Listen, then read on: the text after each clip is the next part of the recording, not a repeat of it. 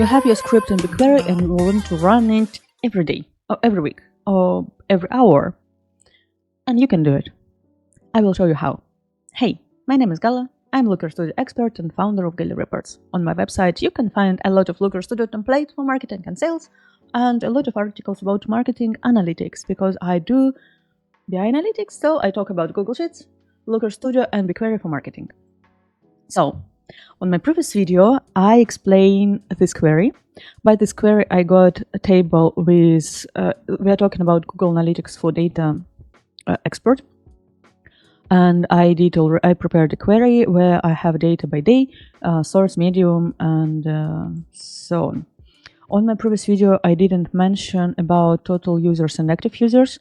I want to fix this issue. So, what is the difference between total users and active users? We take user pseudo ID, but for total users, just count distinct. To active users, if event name user engagement, then take user pseudo ID. So for active users, we need to filter users who engaged with our website.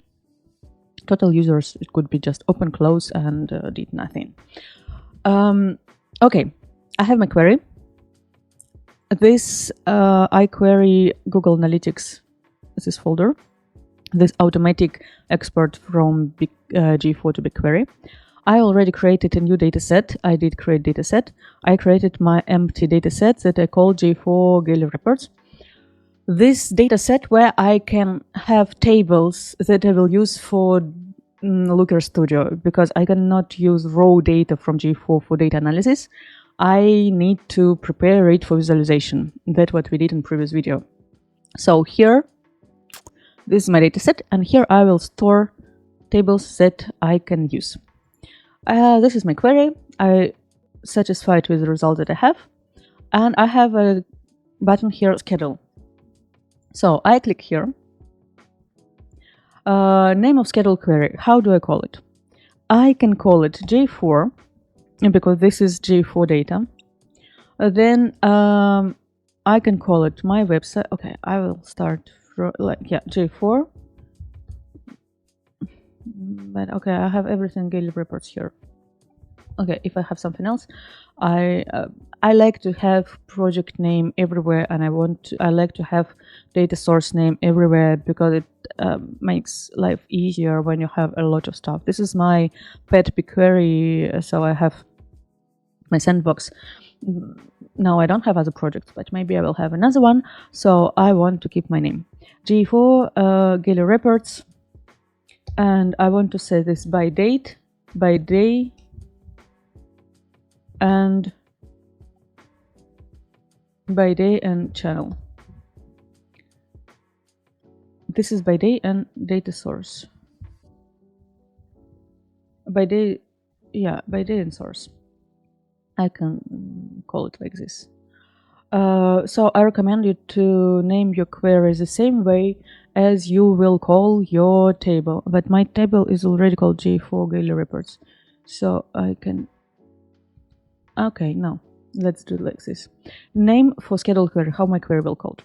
How often do I want to update it?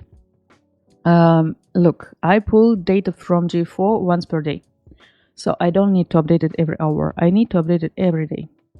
I don't remember what time I pull data from GA4 to BigQuery, to be honest. But let's see. I want to run query I sleep at night anyway, I don't work, so I want to run query at 4 a.m. UTS time. Start now. Okay, I'm fine to start now and run my first query right now.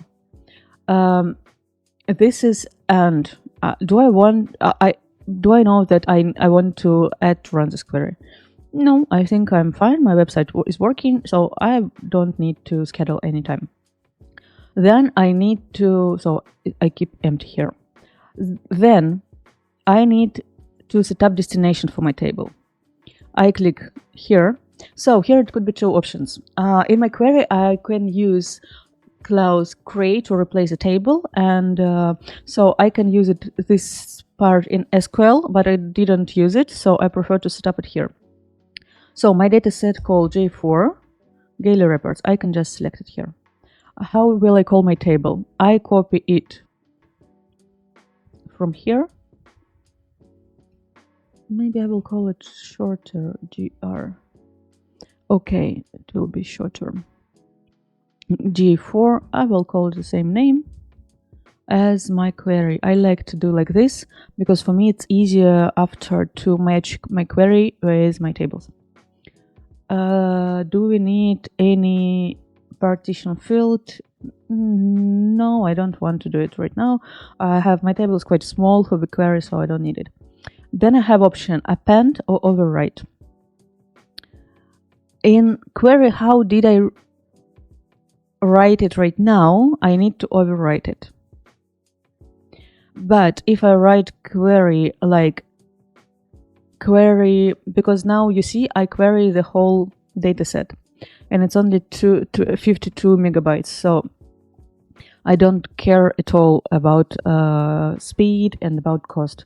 If you have a big website, you need to adjust your query and query only yesterday, so not the whole data set, the whole tables. You can query just yesterday and add append to table. So it will add every day, it will add just one row or like several rows every day. For me, overwrite works. I have small website.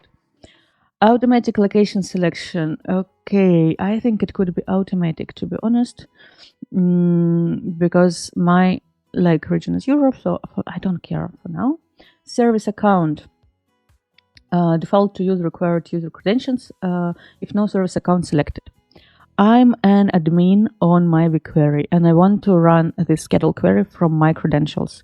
So I'm okay with this. Service account, it is a virtual robot account that has access to your data and can do work to use its credential, like robot credential, instead of yours.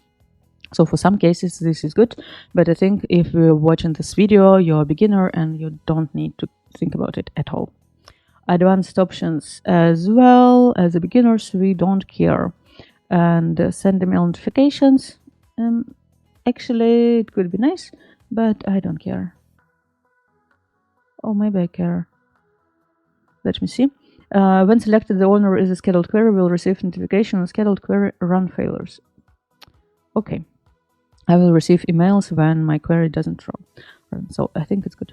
So now I have to authorize. So I authorized. I want to, if I do it first time, I need to allow BigQuery to run query. So I did it. Then what do we have? We have schedule query created. We can go on the left side, we can go to schedule queries. We can leave this. And on schedule queries, I have my query here. I can delete or disable it. I can click and see how it works. It works right now. I can see run history. I can see configuration. Here we can see like what is running every day. So actually it's not really, okay, I didn't do really well that I rewrite the whole table every day, but as I said, it is like 52 megabytes, it's nothing. So it's better, but it's better practice will be to run only query for yesterday and append a couple of rows for each query. So we can edit query, and if we edit, we have open it in our BigQuery account. We can delete, disable, schedule back flip if you want to run it right now, for example, or other time out of schedule. And we have update credentials that I don't need. When query is run, it will be green. Why it is not green yet? It is green. When we have some issue, you will see that it is red, and you can see which what happens. You can edit query and see. So query create a table for us. On my project, I have my data set that was empty, and now I have a table here by data source, and now I can do preview of this table. Nice preview with zero data. Okay, and I can query it as a normal. I can do query everything where date more than 15th of May, for example, and I can query this table.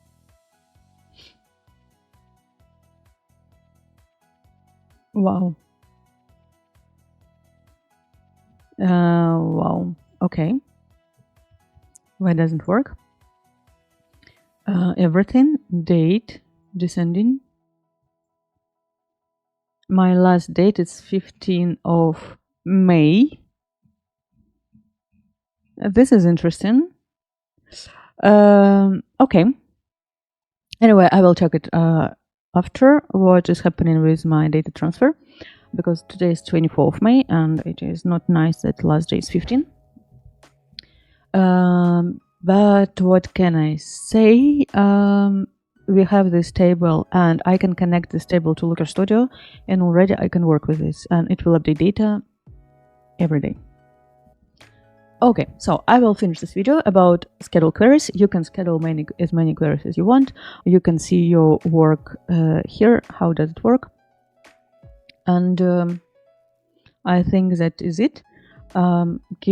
Leave me a comment if you have something to tell about this topic about schedule queries. If you have questions or you want to share your opinion or your experience about it, don't forget to subscribe to my channel, subscribe to my blog. I send emails once per month, and talk to you soon.